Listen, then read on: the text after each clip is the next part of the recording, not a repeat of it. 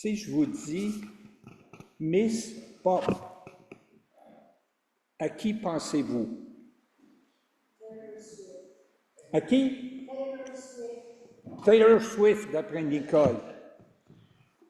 Donc, elle pense à la vedette de chansons populaires. Alors, si vous pensez comme Nicole, vous y êtes pas du tout, du tout. Vous êtes dans les patates. Miss Pop, c'est l'abréviation, écoutez bien, de Mission populaire évangélique de France. Et c'est couramment employé. Et je vous en parle d'abord parce qu'il y a plus de 40 ans, sans que je m'en rende trop compte sur le coup, elle a fait un peu partie, cette Miss Pop, de l'enchaînement d'événements qui ont jalonné mon ressaisissement par la foi. Plus précisément, je vous en parle parce que dans un article récent de Réforme, l'hebdomadaire de notre Église Sœur de France, la secrétaire générale et le président de la Miss Pop livraient un témoignage qui parle éloquemment, selon moi, du royaume de Dieu déjà là, à travers les œuvres bonnes que Dieu a préparées d'avance afin que nous nous y engagions, comme nous l'avons lu la semaine dernière dans la lettre de Paul à la communauté chrétienne d'Éphèse, chapitre 2, versets 8 à 10. Pourquoi suis-je si frappé par la Miss Pop au point de démarrer une prédication avec elle? Alors donc, il faut que je vous dise un mot sur mon bref contact en personne avec la Miss Pop en 1983. Je suis alors à Paris, il n'y a pas de Jeux olympiques, je suis alors à Paris pour participer à une rencontre internationale de formation de l'Institut écuménique pour le développement des peuples, INODEP, il l'appelait. J'y suis avec une vingtaine ou une trentaine d'autres, je ne me souviens plus exactement, dans un contexte pluraliste où militent ensemble chrétiens, chrétiennes et humanistes laïcs, dont quelques-uns en rupture avec toute référence religieuse, dont moi-même.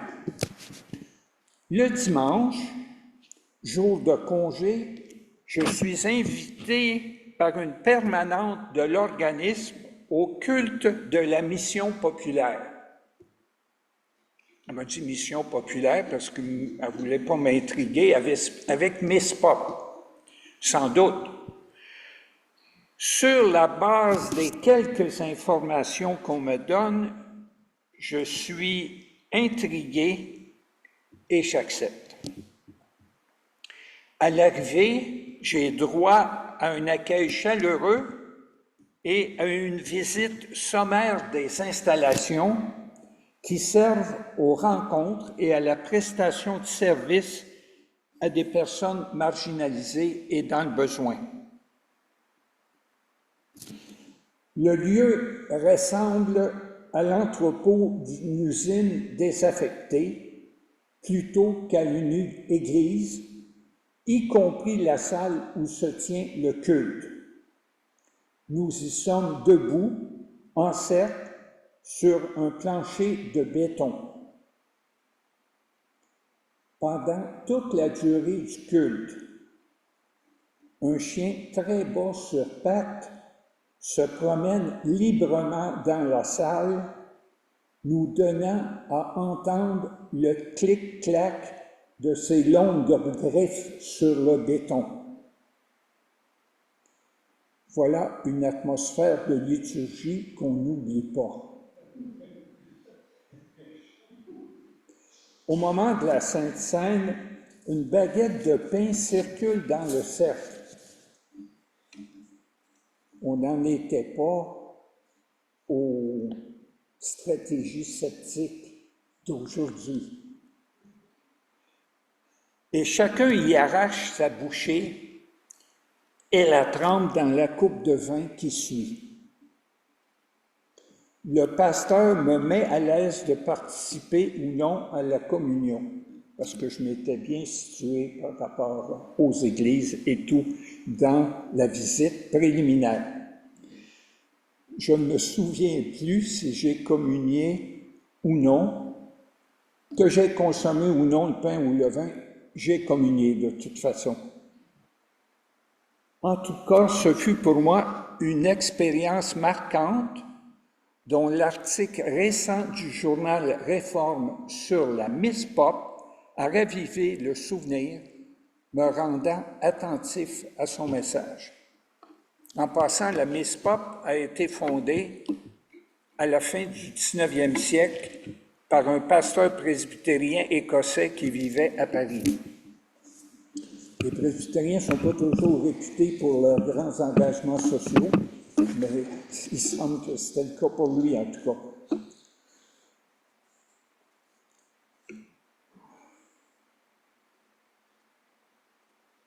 Sans employer explicitement le mot, le message à propos de la Miss Pop dans le journal Réforme parle de ce que Jésus appelle le royaume.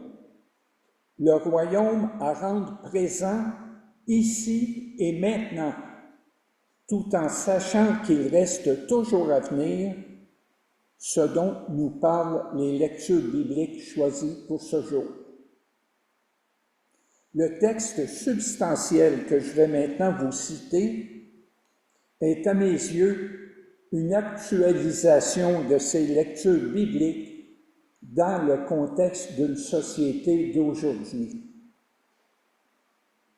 Je cite donc: « À la mission populaire évangélique de France, écrivent les auteurs, nous croyons en un projet de société où l'autre n'est pas un danger ou un risque, mais plutôt une chance.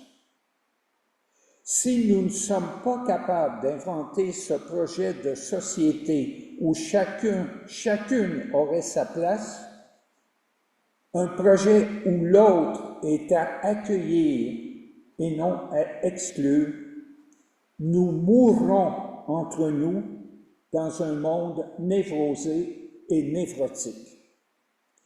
L'étranger est une chance, un cadeau qui nous décentre de nous-mêmes, nous ouvre des horizons de réflexion, d'altérité, de découverte et de mise en partage infinie.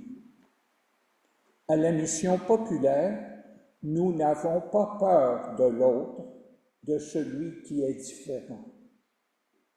Nous n'avons pas peur de cette personne sans domicile fixe qui vient prendre le café chaque matin. Nous n'avons pas peur parce que c'est un frère, une sœur en humanité et que sa fragilité, ses failles nous disent quelque chose de nous-mêmes. Parce que la rencontre véritable avec cette personne nous enrichit, nous décentre, nous incite à sortir de nos représentations étriquées du monde. Nous n'avons pas peur de Mamadou, qui arrive du Mali, grand gaillard si respectueux de celle qu'il appelle ses mamans de la Miss Pop. Il a raconté son parcours de migration, sa peur de la mer déchaînée dans le zodiaque qui devait l'amener vers l'Eldorado d'une Europe tant espérée. N'a-t-il pas le droit d'aspirer à une vie meilleure pour lui-même et les siens?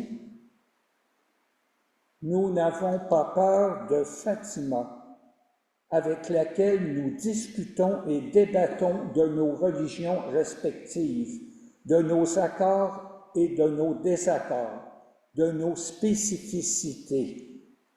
Sa vision des choses nous enrichit et nous espérons que la nôtre l'enrichit un peu aussi. Nous n'avons pas peur de ces ados des banlieues que l'on entasse dans des HLM en décrépitude. Nous les connaissons. Ils fréquentent nos fraternités pour du soutien scolaire ou des activités de jeunesse. Nous connaissons leurs rêves, leurs espoirs et leur désespérance aussi parfois. Nous n'avons pas peur de partager le pain avec ces compagnons de route que la vie a mis sur notre chemin. Nous n'avons pas peur d'aller à la rencontre de l'autre parce que c'est ce à quoi nous appellent les évangiles. Nous n'avons pas peur des pauvres, des réfugiés climatiques, des migrants. Nous n'avons pas peur des musulmans, des juifs et des bouddhistes. Nous n'avons pas peur du cadeau de l'autre, du visage de l'autre, de la main de l'autre. Fin de la citation. Vous avez sans doute remarqué le refrain qui ponctue l'énumération des accueils et des solidarités de la MISPA. Nous n'avons pas peur de.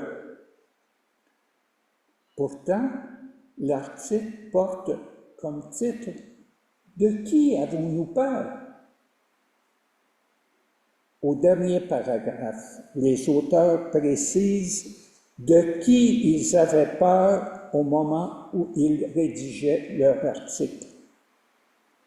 Ils avaient peur qu'un parti d'extrême droite, favorisé par les sondages, accède au pouvoir et compromette leurs efforts pour actualiser les exigences évangéliques associées à l'avancement du royaume. Quand nous ouvrons la Bible, écrivent-ils en introduction, quelques exigences évangéliques semblent s'imposer à nous. Qu'as-tu fait de ton frère? Aime ton prochain comme toi-même. J'étais étranger et vous m'avez accueilli. Mais la plus grande de toutes ces choses, c'est l'amour. Ce ne sont pas des litanies, de vagues préceptes que nous pourrions accommoder à notre manière, comme cela nous chante et en fonction des circonstances et des hasards de l'histoire. C'est un chemin que nous trace le Christ pour vivre à sa suite. Un chemin dessiné par l'amour de l'autre. Fin de la citation. Frères et sœurs, entendons ce message.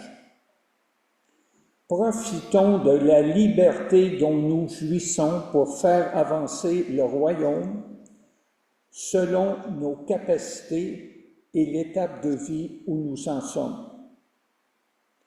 Dans un monde encore et toujours travaillé par la tentation du despotisme et du simplisme autocratique, ici comme dans d'autres pays plus répressifs. Ayons la lucidité et le courage de faire les bons choix politiques quand l'occasion se présente, ceux qui favorisent l'avancement du royaume ici et maintenant, comme nous y invitent nos lectures bibliques d'aujourd'hui. Amen.